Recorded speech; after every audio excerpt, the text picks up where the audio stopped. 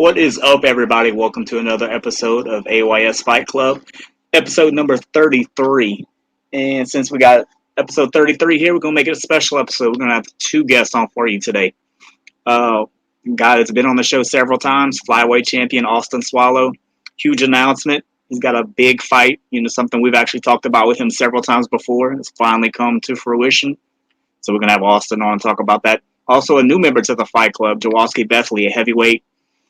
Seen him in person several times. Actually commentated on one of his fights for Atlas. So it's going to be another, great guy to add to the Fight Club team here. He'll be his first time. He'll be coming on shortly, probably about 8:10 or so. Get rolling with the show, and then Austin Soileau will be on about 8:30. So it's going to be a fighter-filled episode. We'll hit a few things at the end. Talk about the UFC card, obviously 263 coming up. But few housekeeping things as always. Make sure to follow us on the Twitter, AYS Fight Club and AYS_Fight Clubs down there scrolling at the bottom. Make sure you come, join, add us, add you back, and we'll talk about MMA all the time. It doesn't have to be a 1 hour thing that we all do together here on Thursdays on the AYS network. We can do it all the time. So come join us on Twitter. Let's talk about MMA all the time. And also, make sure you subscribe to the Are You Serious Sports Network on YouTube. You don't have to just watch it here on Facebook. You can watch it on YouTube and, our other avenues. Go on Are You Serious Sports on YouTube. Catch the main show with Blake every, Monday through Friday. And then you got me on Thursdays here. And I know there's always, special guests on Blake's show. He's been killing it with the big name guests, So we have to do the same thing here on the Fight Club. We're going to have to bring it and show them that we can do it too here on the fighting end. So until Jawaski jumps in here, we'll go ahead and cover. Just look here briefly at the UFC 263 card. Just get a little feel for it here real quick before he jumps in. Just want to make sure we cover this here at the top. Big card. Those number cards are always the big ones. You have your fight nights are kind of your fillers in between when you have 1,003 fighters or something like that. I think it is. That's on the roster. Amongst all the different weight divisions, that's a lot of people a lot of mouths you got to feed. But these number events always seem to, be the stacked, the stacked cards. Even the prelims, these prelims could be their own better versions of fight nights. Like you could take, a handful of these prelim bouts, make them a main card for a fight night, and be better than most of the fight nights we get. But that's kind of how these go. So we'll hit the just look at some of the main cards here. Obviously, we'll start at the top. Middleweight championship bout, Israel Adesanya, Marvin Vettori. A lot of people know these two have fought before, but a lot has changed since then. Adesanya won, but it was actually with split decision. So it was, obviously with Adesanya, his only pro loss coming to Jan Blachowicz, the Polish power, when Adesanya tried to make the jump for the light heavyweight title. But as middleweight, Izzy's been unstoppable. Since that win with Vettori's 8 wins since Vettori, that's a lot of time to get better. And he was only one fight. He had one fight against Rob Wilkinson in the UFC, and then he had Vettori. So he was still new to the UFC. Since that fight, though, 8 fights: Brad Tavares, Derek Brunson, Anderson Silva, Kelvin Gastelum, Robert Whitaker, Yoel Romero, Paulo Costa, all wins. And then the matchup against Blachowicz. But, that's a lot to improve on, a lot to get a win. But, Vettori's done the same thing. He's gone undefeated since then as well. He's only had 5 bouts then, but, fighters improve from fight to fight. You develop things. That fight was in 2018, which, is light years ago when you think about it in the fight world. You can develop a lot in 3 years. Ask any fighter if you give them 3 years how much better you think that they'll be. They'll all tell you 3 years makes a world of difference. They can get a lot learned and accomplished in 3 years. So it makes MMA so much different than your other sports like boxing and jiu-jitsu, and you have to incorporate all of it. So that much time, you can really kind of start to pick up things. 99% of MMA fighters come in with a background in being either, a striker as a background, or jiu-jitsu and developing into MMA, a kickboxer, boxer going into MMA. And then they develop the other skills. Obviously, Adesanya, perfect example, coming in from the kickboxing world and then, developing a ground game and things like a lot of your guys like Jacare who had jiu-jitsu backgrounds, and then they develop with their striking, and that's just the beauty of it being mixed martial arts. Is truly mixed. I mean, there's this just so many aspects to it. 3 years is a huge difference, and you look at who Vittori's beaten since Cesar Ferreira, Andrew Sanchez, Carl Roberson, Jack Hermanson, Kevin Holland. Kevin Holland's a big one because Kevin Holland was on a roll there for a while. Um, he had the bout in April, so still a couple months. I know Adesanya's has been longer than that. I think it was January when he fought Blakovic, actually March when he fought Blakovic. Um, so they both had a little bit of time to a couple months to recover from their last fights. A lot of history going into it with these two guys, so it's definitely going to make for definitely an interesting main event.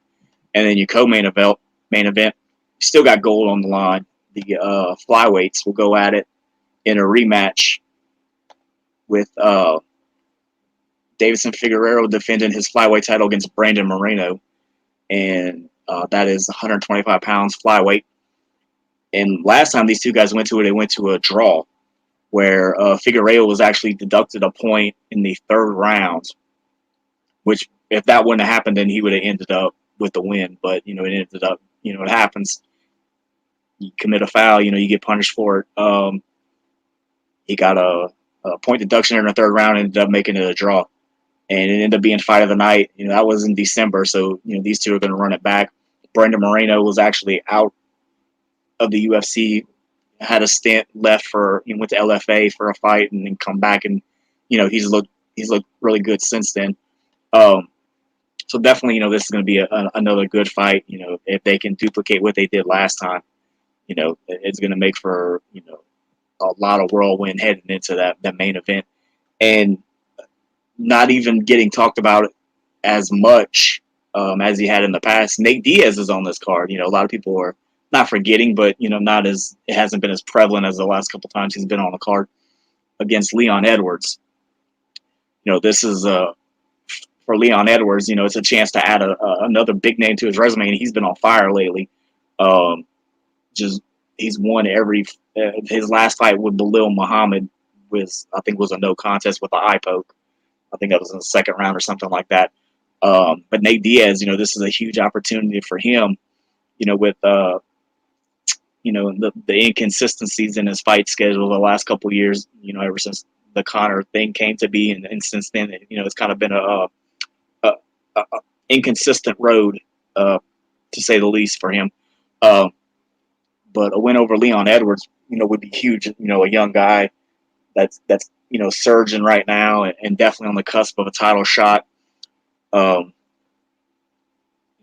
guess from what's being said, it looks like that title shot with Usman may be, for Covington to take a shot at again, and then the winner of this fight would be next up in line for that. So, there's a lot of implications riding on this fight, and it's not even a co-main event. This is your third fight down. So, there's a lot of implications for, at the top of this card. And then also on the main card, speaking of Belal Muhammad, he's going to get in there with Damian Maia. So this is, I hate to use cliches, but this is definitely your, if you had a grappler versus striker type contest, Muhammad's definitely going to want to keep it on the feet against Maia, and Maia's definitely going to take it to the ground. Maia's been around. This is going to be his 39th pro fight. I mean, it's no secret what he's going to want to do. Go to the ground. And if you ask anybody to give you their top 5, jiu-jitsu grapplers, jiu-jitsu artists that have competed in MMA, he's going to be on the top 5 in everybody's list. Him, Jacare's another one. These guys are going to be at the top of everybody's list. So, I mean, it's no secret what he's going to try to do. Muhammad is definitely, a grinder, in-your-face style fighter, but he just has to be careful he doesn't get caught by Maia. And another fight, it's actually open in the main card, which could definitely be a main event on any fight card, fight night card. Paul Craig and Jamal Hill, who I know these guys were supposed to fight, I think March, I think, but Hill got COVID, so that was pushed back, and they've been going at it ever since on social media. So a lot of those fighters, use social media nowadays as a platform to help, promote their fights and promote their game, and that's definitely, uh, what both of these guys have done for this fight. So, and Paul Craig, I think all of his wins have come by submission. So I mean, you know what he's going to do, and several of his are not just your typical submission. He'll be getting beat for 99.9% of the fight, and in that last second, he'll catch a submission or just out of nowhere, look like just knocked out or just totally out of it, and then he'll throw up a submission, like that. So it's definitely something Jamal Hill has got to be careful of. He's undefeated, young fighter. He's got to be careful he doesn't get caught up in it.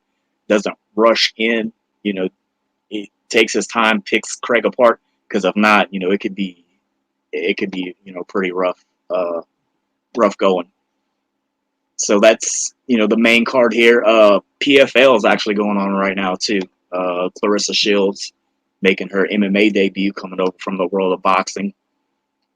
I mean, accomplish everything that you can in the world of boxing. So she'll be actually the main event on the main card, which main card is probably about to start. They got one more prelim fight. It looks like, looking at it right now on Tapology, the bout card here. But we'll go ahead and see if we get our guest in here.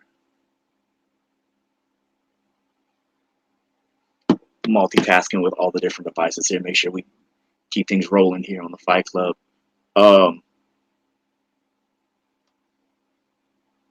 But yeah, Clay Collar too. It's looking great at lightweight since coming to PFL. He's got that big time win. Also, Bubba Jenkins and Bobby Moffitt are gonna compete at featherweight. So this is your lightweights and your featherweights on the men's side, and then the Clarissa Shields main event is kind of a separate thing of its own.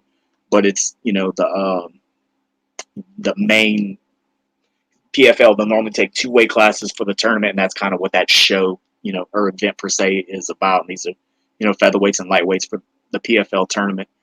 I believe it's a 4th tournament, third year, so they're going along. I mean, they're sticking around.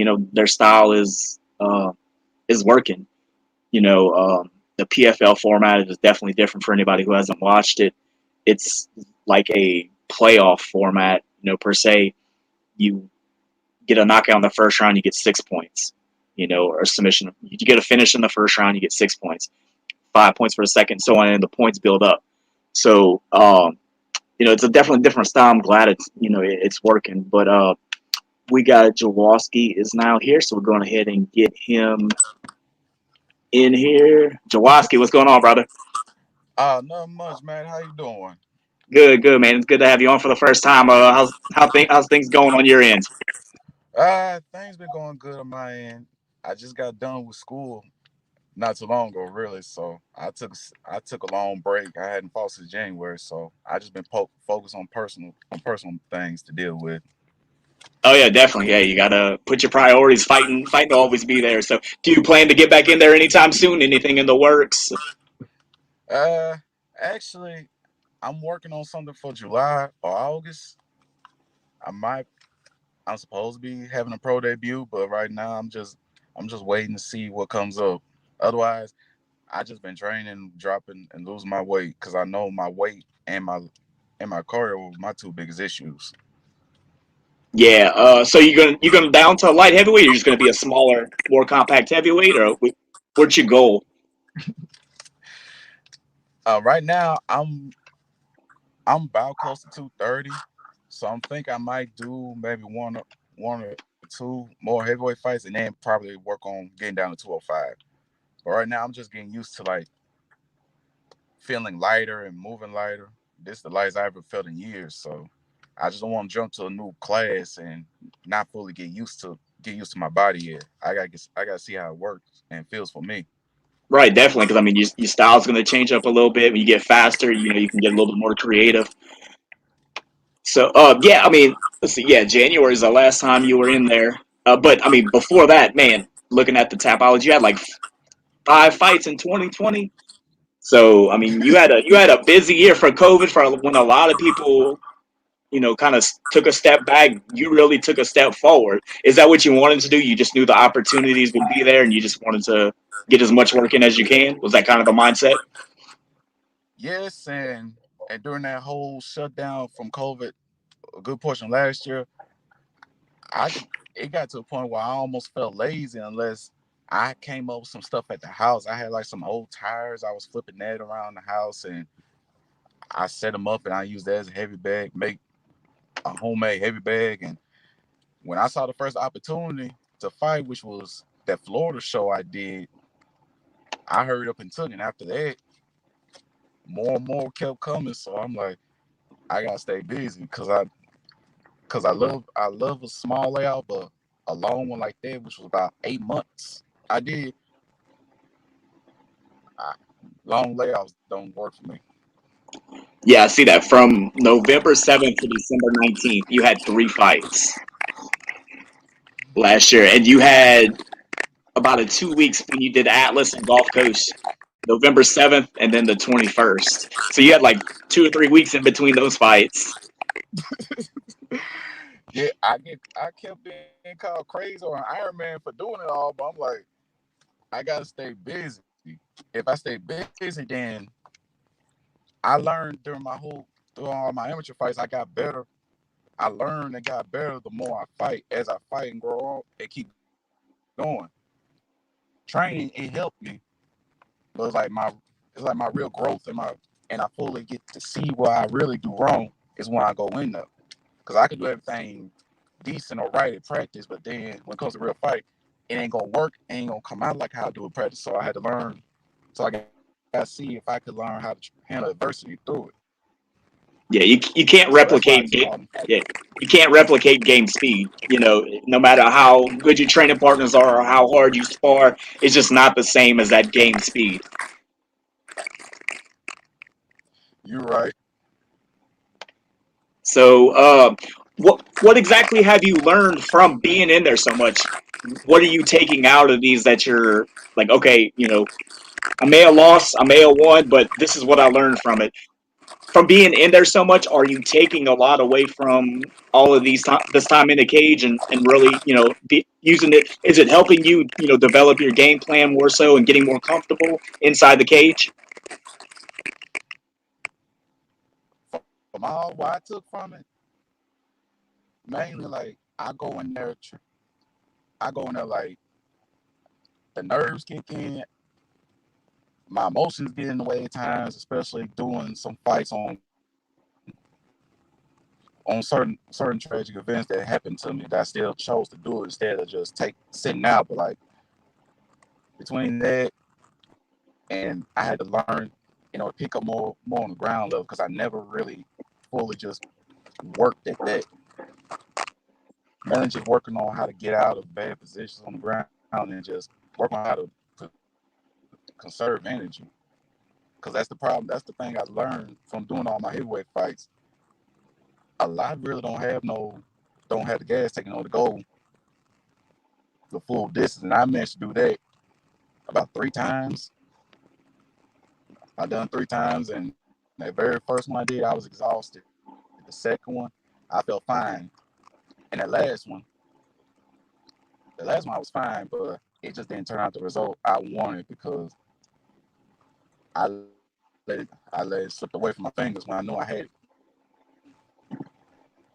Yeah, your first two. It looks like your first two decisions you won. One was a unanimous decision, and then the split decision. So yeah, it looks like like you said, working on the gas tank and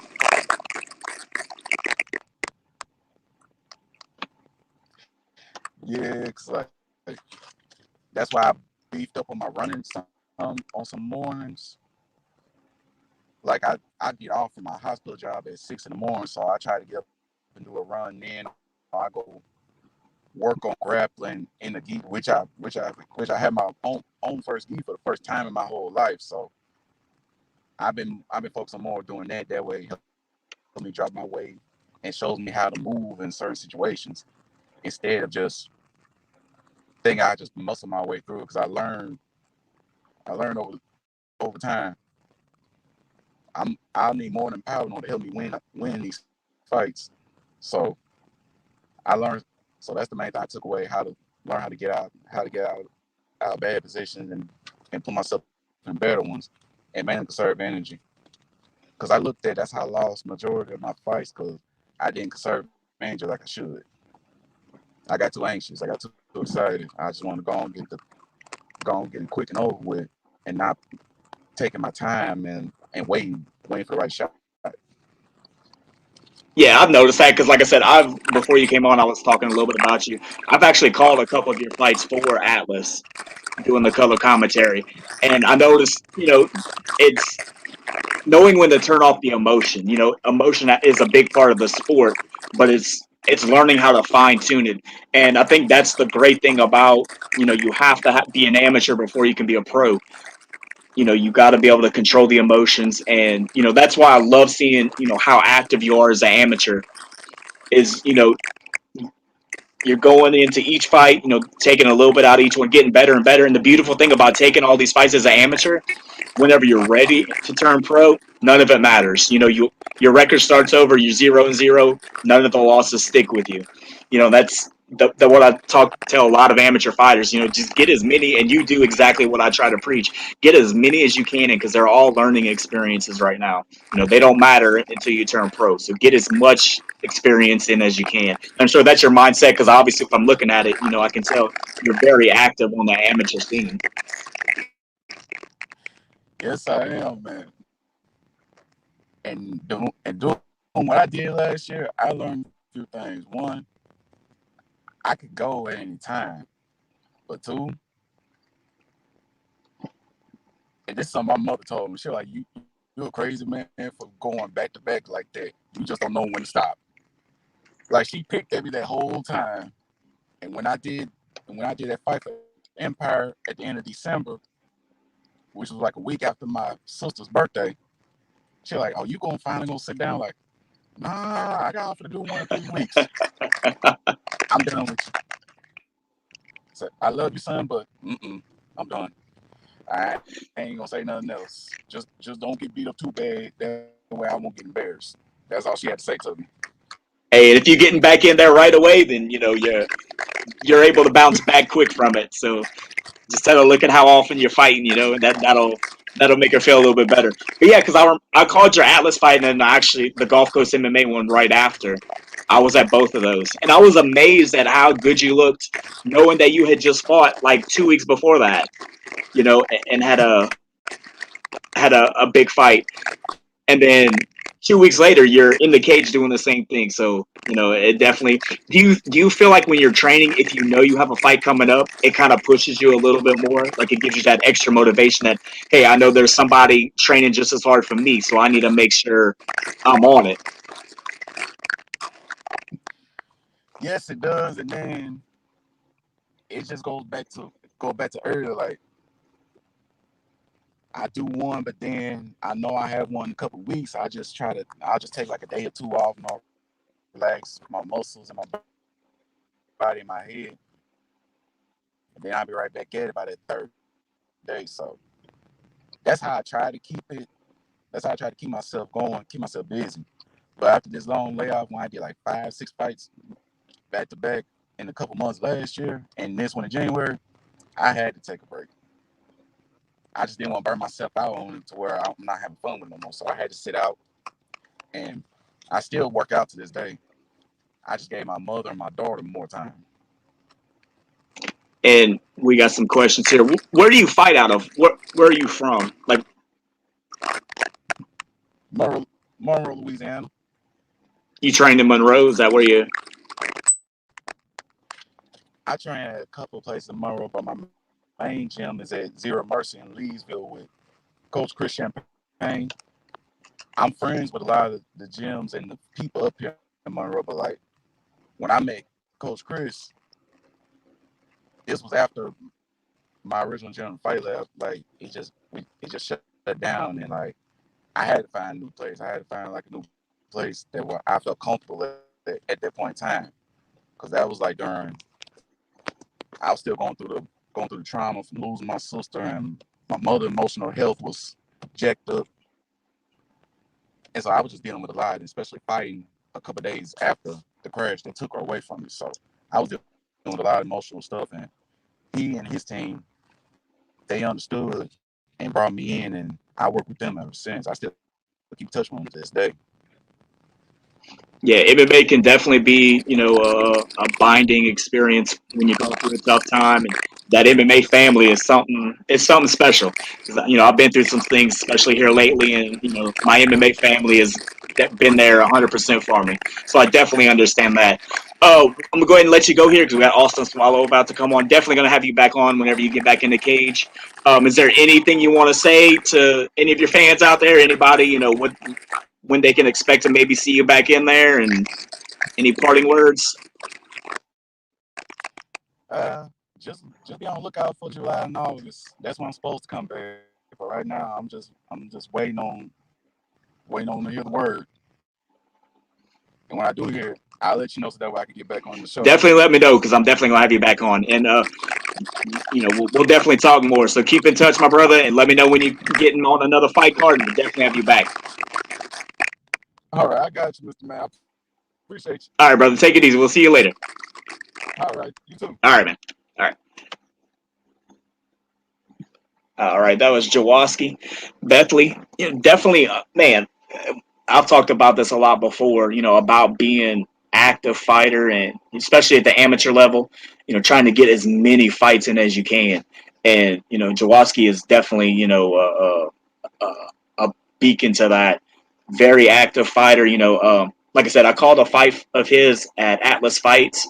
And then 2 weeks later, I'm in Gulf Coast MMA calling his next fight 2 weeks later. Man, I was tired from being at Atlas and going to Gulf Coast 2 weeks later, and he's in the cage doing it.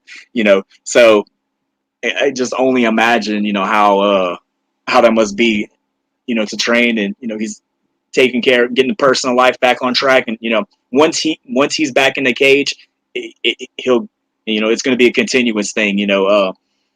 Definitely, looking forward to some good things from him, and exactly like he said, he's a fighter that I've seen almost. See, looking at his fight, I've seen since his second amateur fight. I saw him, uh, and each fight he's gotten better and better, and that's what we always talk about, especially at the amateur ranks. Take these fights to learn and get better and better, and that's what you want to see. That's why I love watching, these amateur portions of cards and watching the fighters. Is you see growth so fast. Once you become a pro, yeah, you can always get better. Um, you're never going to have the perfect MMA game. There's always things you can work on to get a little bit better. Once you're a pro, you kind of reach your top, and there's not too much you can do. But as an amateur, a fresh amateur, just a couple bouts in, there's a lot of ways you can push which way you want your career to go. And just the consistency of his fight. Like I said, like 5 fights in 2020. When it was, especially, I can speak for here in the Gulf Coast area. It was hard to even get events to go just because of the health reasons, and Louisiana was just totally shut down for a while. You had to go to Mississippi if you even wanted a fight. Um, so it was a tough going there to even find anything, much less to get 5 on the regional scene. That's huge. He took advantage of the time, and he'll be back in there. Um, but like I said, we got Austin will be coming on here very shortly. He was finishing up training, then he's going to be right in here with us. But we'll go back to UFC 263 here for a minute before Austin joins us.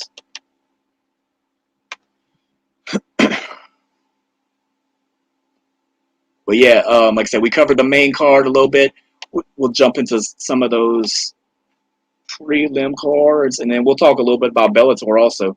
Bellator 260. Actually, we'll go ahead and jump at that. We doing everything on the fly here. It's as everybody knows, it's been a last couple months personally for me. It was another, chaotic week this week. So this episode we winging it. We throwing it together, and we still going to hit the home run. But on Bellator, Paul Daly in the co-main event against Jason Jackson. That's really going to be an interesting fight. Paul Daly, 43, 17, and 2. So 60 pro fights. And Jason Jackson is 14 and 4. If you haven't seen Jason Jackson compete, definitely, good, young, upcoming, very solid talent. One of those Stanford MMA guys. Just been on a roll lately. He's got wins over Jordan Mean, Vincent Henderson, Liam Gracie. His only loss in Bellator was his debut was a split decision loss to Ed Ruth. Just amazing, collegiate wrestler, turned MMA fighter. But Jason Jackson, this is a huge opportunity. This is a big name for him to take out Paul Daly and just to continue, taking out, those guys. In the main event, Douglas Lima is going to defend his title against Yaroslav Amosov in that welterweight tournament. And Omslov, he's coming off Logan Storley was his last fight at Bellator 252 in November. He won with a split decision. So definitely, a couple interesting fights there at the top of that card. Aaron Pico back in action against Aiden Lee. Aaron Pico 7-3 as a pro, and he's one of those guys that we've seen, literally from his inception. Lost his debut, got a lot of heat for it. Bellator had signed him. We've talked about this before. Bellator is big about taking up, a potential future prospect, signing them even before they're ready for MMA. Aaron Pico is one of those early projects, one of the first that they signed, got him ready, and whenever he was ready to compete, threw him in there with no pro experience. Took a lot of heat for that, and then went on a roll, won 4 in a row, with 4 first-round finishes, and ran into Henry Corrales and suffered another loss, but then he's back on track with 3 in a row. So, he's definitely, Aaron Pico is a young fighter, finding his rhythm. 24 years old, he's fighting at Jackson Wink. So he's one of those guys, too, that's only going to get better and better. He's definitely going to be a dangerous flyweight. He's still got several more years in the tank. Definitely you can be a future champion, like I said, his whole career has been on the stage for everybody to ridicule. And like I was saying earlier, we were talking about amateurs, you improving fight to fight. As a pro like Pico too, with coming in 0-0 as a pro to learn under the bright lights, that adds an extra step to your progression and your learning curve. So that's definitely going to be a good fight. That's going to be tomorrow. So you can get your Bellator in tomorrow. PFL's on right now. One Championship has a card tomorrow morning. So we're back in the full swing of MMA. During the summer months is when it really heats up for all the MMA organizations. And then Invicta's got a card going on tomorrow also. So, and there's a lot going on. But we'll jump back here to UFC 263. If we can find out when Austin will be in. The prelims, we have Drew Dober and Brad Riddle, which Brad is a teammate of Israel Adesanya, and they a lot of times fight on the same cards. Drew Dober 23-10. Brad is 9-1. Recently here, Dober has a loss against Islam Makhachev, which really who doesn't at this point? But prior to that, he was on a nice run. He had won 3 in a row. It's always when you can piece together a good 3-4 fight winning streak in the UFC. You definitely start getting your name out there. Brad Riddle, training partner to Israel Adesanya, one of those guys we've seen get better and better each fight as well. He's on a hot streak right now too. He's won since being in the UFC. He's won all 3 of his UFC bouts, but prior to that, he had won 3. So he's on a 6-fight winning streak, but 3 in the UFC, all decisions. So be interesting to see if he can step it up just a bit as far as the output and get a knockout, because he can definitely deliver a damaging knockout, which that'd be awesome to see for him to help elevate his career a little bit. Um, Eric Anders and Darren Stewart at light heavyweight. Eric Anders 13-5 right now. Darren Stewart 12-6. Eric Anders is definitely one of those just amazing, like, just specimens of talent. You get a lot of these guys that come from other sports, and most of the time it's wrestling, and then they venture over to MMA, but you get a lot of football players too. That's kind of the other thing too.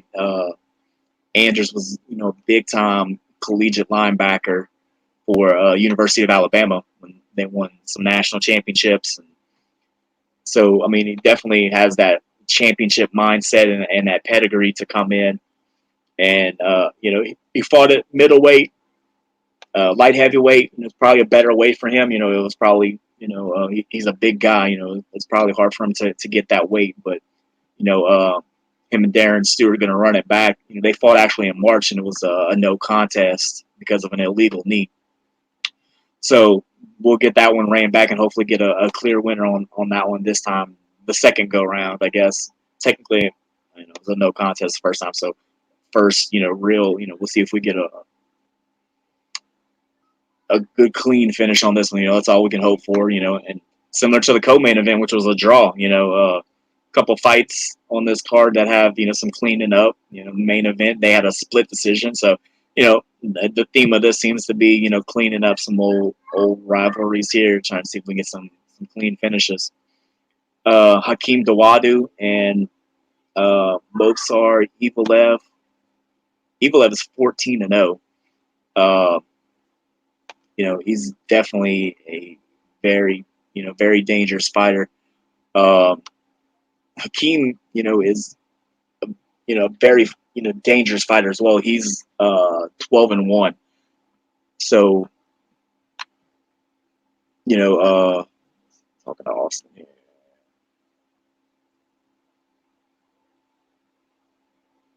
All right, just getting everything coordinated.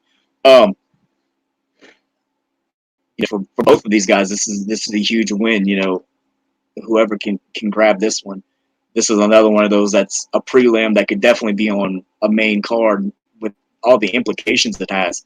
These are both two young, upcoming dangerous fighters, and a win over the other, would absolutely, do a lot for their stock. Especially in that featherweight division has always been a tough division to gain traction in. And then we also have Carlos Felipe and Jay Collier, some big heavyweights to open it up, in the first fight. So Carlos Felipe is coming in 10-1. Won his last two fights. Beat Justin Tafa earlier this year in January, so he's 1-0 on the year. He's won his last two in a row. Lost his UFC debut majority decision. Aside from that, perfect in his pro career. 10-1. Aside from that one, minor setback there in his UFC debut.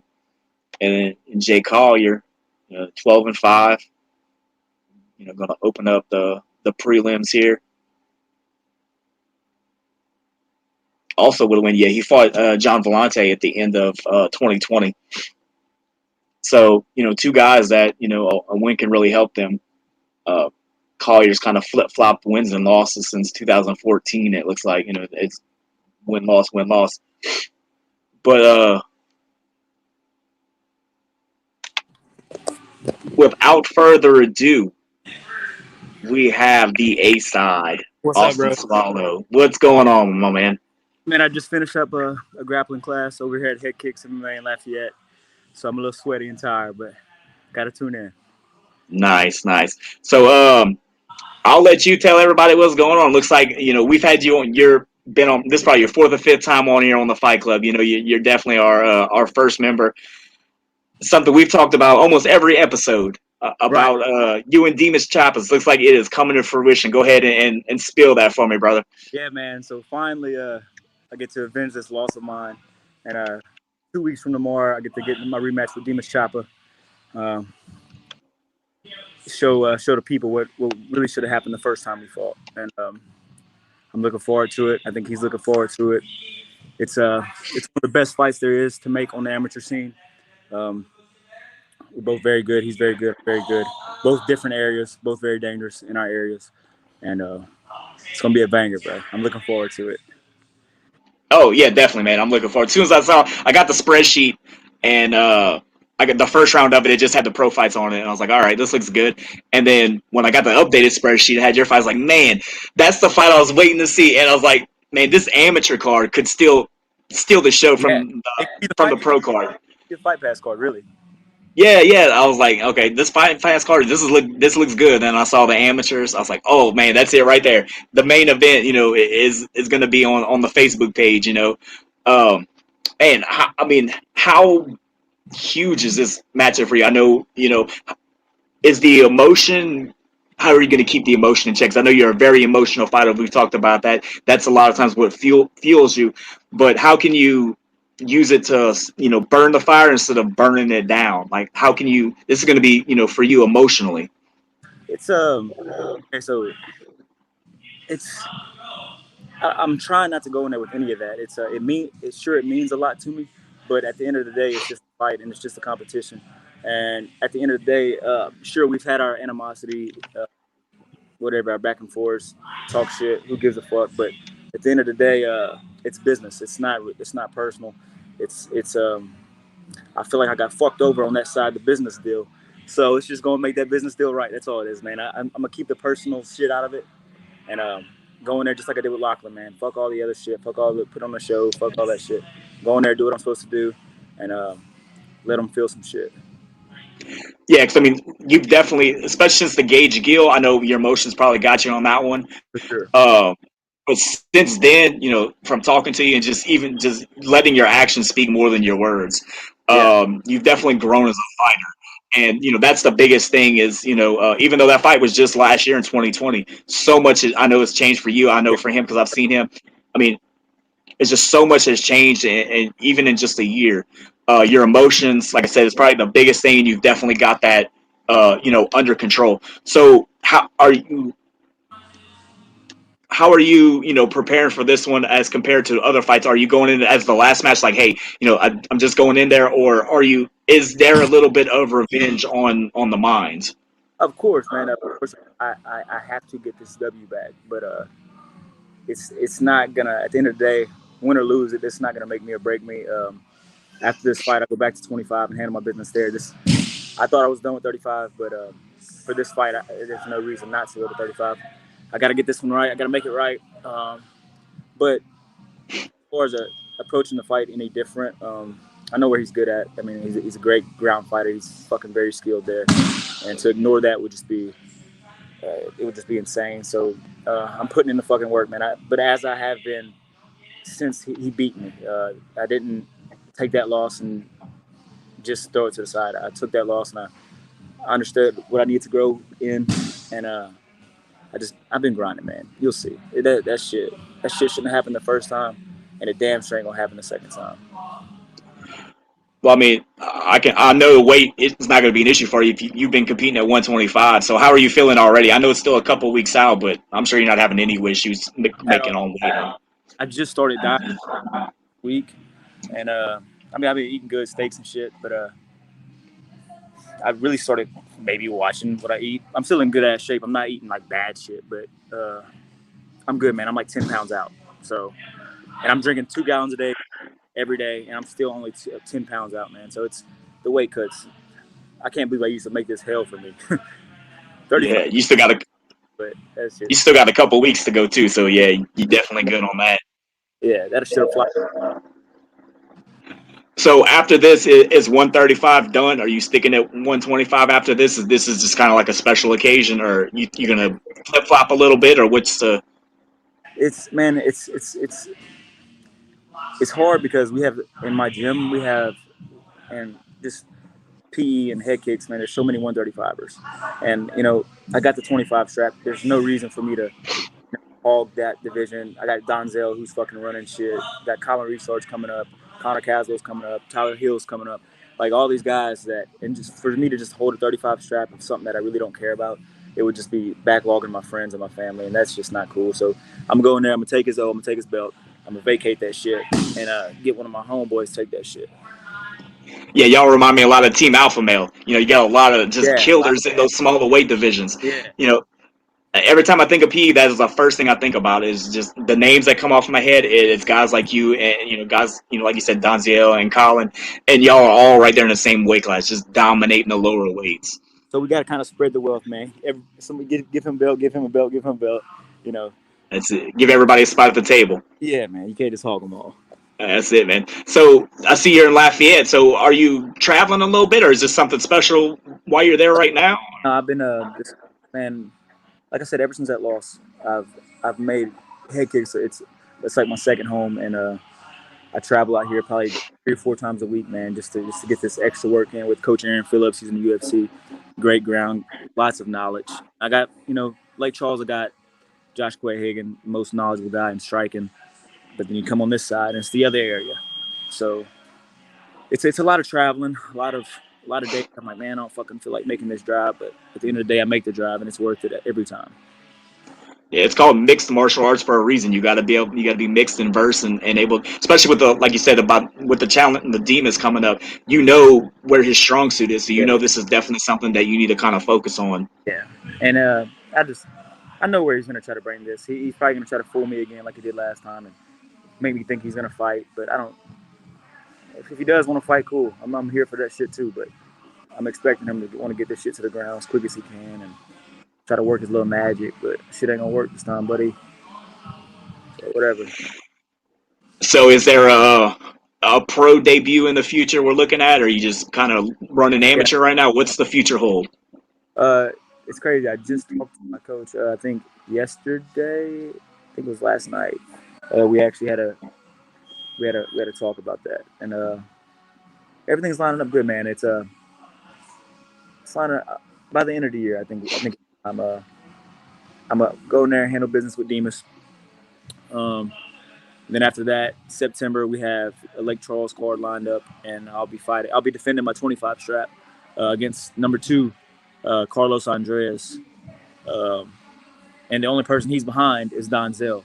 So can't fight him, So it's lining up perfect, man. Take care of Demas. He's the number 1 35er, I think, in my opinion. He's good, man. Yeah, and 5-0. He's a champ. So go beat him.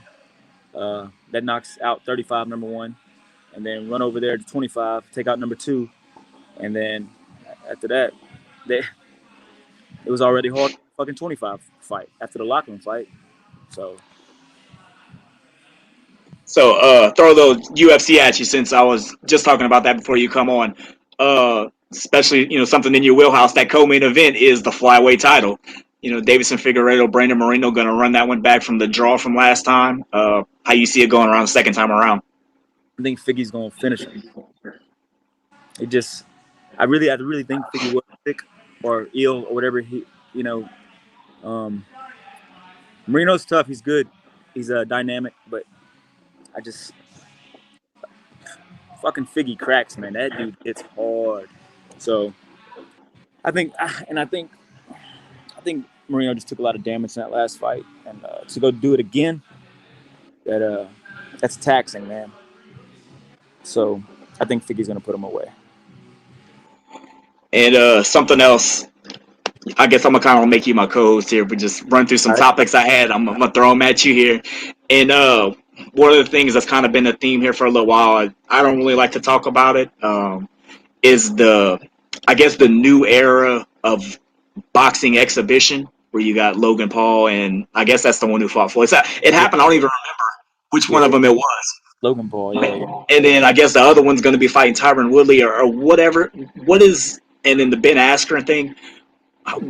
Are these just payday fishes, or what? How do you see that? I mean, I don't see how it really helps. It almost makes a mockery and sends it back years after all the progress guys like you have made to make it legitimized. Like it's almost backpedaling some. What's your thoughts on all that? What boxing has to do. They can't get no fans no other way. Ain't nobody paying right. that fucking sport. That shit's dead. But hey, I ain't mad at him. Fuck, get your paycheck, buddy. I'd do the same thing if I could. If I was a YouTube star, shit, line me up with whoever you got. I'll take an ass beating. Yeah, I think that's what Ben Askren said. He's like, yeah, he said I got X amount, a million for it though, so that's all that matters. But yeah, it's just and also It's like a slap in the face to the real martial artist. But at the end of the day, it's man, get your money. Ain't nobody worry about that, you know. yeah, we got some questions coming in. What do you think about Nate Diaz fight? Nate Diaz and Leon Edwards. Nick Diaz Army, bro, all the way. Oh yeah, I fuck with Leon Edwards. He's good. He's skilled, but yeah, it's gonna be interesting to see somebody take the fight to Leon Edwards. He's used to dictating that range, playing that safe range, that long range, but it's gonna be interesting to see Nate walk his ass down. But them elbows of Leon Edwards, I think, are gonna slice up Diaz pretty good, and that could be a big factor. Keegan, I yeah, see you. definitely. He game Yeah. for life, baby.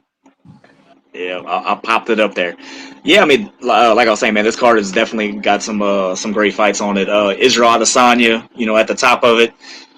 I mean, I don't see how he doesn't, take that after, he fought Jan in the last fight. That was Jan's a big guy, big heavy puncher. Nobody in the middleweight division is going to hit like Jan Blachowicz. Most light heavyweights can't hit like Jan Blachowicz can. So dance all over his ass, even worse than the first one. Yeah, I think so. And like I was saying, since that fight, Izzy he won like 8 straight in the middleweight division against guys like Whitaker and Costa. Like the guys that he fought it, like name wise, is through the roof compared to what Vettori did in his 5 fights. So I mean, he's only gotten that much better. And that was his second fight in the UFC for Izzy the first time around. Whereas Marvin Vettori's getting fucking not even high guys, but he's good. But I think Izzy's just gonna dance all over his ass. Oh yeah, definitely. And the last thing I was mainly going to cover today, you being a champion, this popped into my head, so I wanted to run this by you. When Peter Yan and Aljamain Sterling had their bout for the title, and the title changed with the. I'm doing it. She's got a fight. She's hyper. Yeah, another member we have to get on the Fight Club team here. Yeah. After the mess before the fight. So after the fight. There we go. But Peter Yan and Aljamain Sterling, the title change with what being a champion. How would you feel about winning a title like that or losing your title like that? I mean, I kind of see both sides of it, and that's kind of what I was going to get to. Is the rules are the rules. The rules going into it, but you deserve to fucking lose. And somebody made a good point about when do we start giving these guys consequences for breaking the rules instead of just no contest. You broke the fucking rules. You know what I'm saying? Yeah. But at the same time, like, it sucks. I wouldn't want to win a belt that way, but I would want to win my second half of my paycheck that way. You know what I'm saying? Right. Absolutely. Yeah, that's the thing. There's so many factors to it. Exactly what you're saying. There's so many different pinpoints to it to where, I see it, this way and that way. And another thing too, also talk about is, there's 50 states, there's 50 different commissions. There's all the rules are different in every state. So you go to a state, you got to think, okay, wait, what's the rule here? Can I do this here? Can I not do this here? Some states. A set of rules. There's like 4 states that don't even have commissions. They adopt the neighbor states. And then some places don't even do instant replay still. It needs to be one set of unified rules. But, yeah, exactly. I've always preached that. So, I was just curious, as a champion and being in there, what is your mindset about, and what do you, and in general, what do you feel about knees to grounded opponents? Do you feel, what's your take on that in general, as should it even be a rule? Yeah, it's stupid. It would change a lot of things. I know the motherfuckers that want to hold people and shit. Let me knee you in your head while you hold me down. That it'll soccer kicks and all that good stuff. Like, maybe not soccer kicks, man. Those are a little rough. I wouldn't mind them, but as far as the sport goes, I guess we could keep those out. But, yeah. But knee to the head. Yeah, there's no in the 12-6 elbows. That's just crazy. Let that shit happen, man. Yeah, and that's the thing. I mean, there's just so many different rules, and just like we were saying, the commissions. Do you? I don't think it would happen, but do you think it'll ever get to where MMA has unified rules across the board? I don't know, man. I don't know. These motherfuckers can't do anything together. It's too many different personalities. So ain't no telling, man. But until then, you just gotta work by the rules you're working with, man. Know the rules. You're a professional. You have a job. Do it. Right. You And know? last thing here, I promise, and I'll let you go. The I don't know if you've heard or read a lot about the Game Bread Fighting Championship. I think that's what it's Game Bread. What is your feeling now on? It looks like now bare knuckle MMA is becoming. I think this will be the first show. Uh, I guess Crazy Horse Bennett or Felony Bennett and Jason Knight are the main event for that. What do you think about this bare knuckle MMA? You think it's actually going to catch on, or what's your? There's probably definitely a market for it, but I'm not part of that market. It's just not not a sport. That's just violence. Like that's I don't know, man.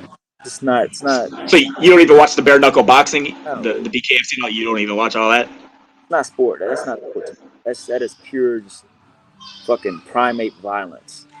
You know what I'm saying? Yeah, it's almost like what I was talking about, kind of rewinding us. All the progress that MMA and combat sports have made in general. It's almost like a slight rewind. Yeah. It's not like I said, there's a market for it, but Keegan, get out here Uh, with that crap. that's that's why I put that up, man. There's no one better than Felony Bennett to main event a bare knuckle MMA, contest. There's no better character. That's why I had to put that up there. Yeah. But yeah, I mean, like you said, I'm sure there's a niche market. I mean, I haven't seen the numbers for BKFC, but I know they do get tremendous turnouts, and they have their own app now and doing their own pay-per-view thing through there. So I'm like I said, I'm sure there is a market for it, and I think it's airing through the BKFC app, so it looks like it's all part of that. Yeah. That's But like man, I said, each their own. I'm not part of that niche. Keep me out that shit. You gotta pay me big to even think about doing that crazy shit. right? Yeah, it'll. I think it'll stay around because it'll have its niche group as long as it doesn't try to outdo its boundaries. Stays in Mississippi, stays in Florida, stays in those market areas. I think it'll be all right. I don't think it has like MMA where it's gonna take No. over all over.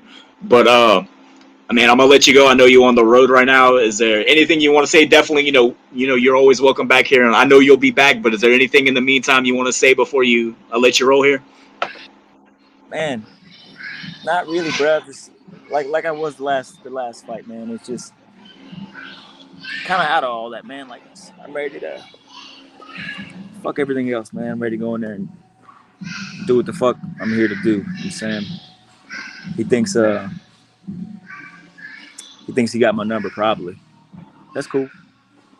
I want you to think that, but anybody who knows me, and he remembers how it felt in there. Don't get it twisted. He remembers the strikes he took, and I remember the strikes I took too. Like I don't want him on top of me again. So Right. Yeah, man. Well, I'm definitely looking forward to that one, man. Like I said, that is should be on the Fight Pass. If they put an amateur fight on it, that's the one that needs to go. I was super pumped when I saw that. I'll be there. So they're Yeah. also trying to make it right now it's fucking three rounds, which is stupid. Like all title fights should be 5 rounds. You're supposed to be a champion, but because he was gassed going into the third round of his last fight, let's be honest. So I can do 3 rounds off all day against Jordan Woodall, who wasn't even he looked whatever. But I'm just saying he Yeah. was That's gassed in the third, and I'm just saying they're trying to make it 5 rounds. that. So let's make that 5 rounds. I'm with Yeah, that. that's another. Next time you get back on, we'll talk about that. If all fights should be 3 rounds, if your championship fights should be different. And a lot of people say the World Series is still 9 innings. The NBA Finals is still 4 quarters. It should be 5 rounds, man. So Built for that damage. You know what I'm saying? I hear you. I hear you, man. All right, buddy. I'm gonna let you go. Definitely, you're gonna be back on for sure. I'll see you there. I'll be there cage side. Looking forward to it. I'll Oh, definitely you gonna be talk to you. I'll be there. I'm their publicist for AKA, so I'll be there. my man. Hey, but You know. quick shout out to all my team, P Gang, Head Kicks, Martial Arts Lafayette, all my sponsors, Dom's Paint Body, Lawrence Nash, Lake Charles. If you need freaking used vehicles, body work, hit them up. Inline Roofing out of Texas, Brent Nunez AC Supply, Verrett Motorsports. all my people back home, man. Fucking Are You Serious Sports Network for always letting me come on. And then AKA about to be our new champion, so that's cool. Awesome, brother. I'm looking forward to it. Like I said, I'll be there cage side ready for it. Looking forward to it. So take it easy, man. And we'll see you in a couple weeks. Looking forward to seeing you again. All right, brother. Holla. All right, man. Take it easy. All right, brother. All right, that was Austin Soileau. Definitely, an amazing guy to have on the show. He's been on several times. Looking forward to that fight. The main card for AKA 16, is great. We'll get through that, in the coming weeks here before the event. AKA's main cards come out on the Fight Pass, and then the amateur portion of the card is always on the AKA Fights Facebook page. That fight, if an amateur fight should go on the Fight Pass, that's definitely the one right there. That's going to be a huge fight. Two guys that will be pros, Dimas Chapa and Austin Soileau, whenever they're ready. So, like Austin said, by the end of the year, I could definitely, before it turns 2022, I could see both of those guys turning pro and doing damage on the regional pro circuit. So definitely, appreciate having Austin on, having Jawaski on, bringing out the double guest show for y'all today. Definitely have Jawaski back on when he's got some fights coming up. Because like I said, once he starts, that's it. He's going to be fighting, every couple of weeks. It's his style. Austin will be in there on June 25th for AKA 16th. So we'll always have him back on. So we'll go ahead and call it a wrap for this week's episode. So make sure you subscribe to the Are You Serious Sports YouTube page, AYS Fight Club on Twitter, AYS_Fight Club. We can talk fights all the time. It ain't just got to be a Thursday thing for 1 hour a week. Let's do it all the time. So that's it. And as you always know, first rule of the Fight Club, tell all your friends about Fight Club. See y'all next week for episode 34. Take it easy.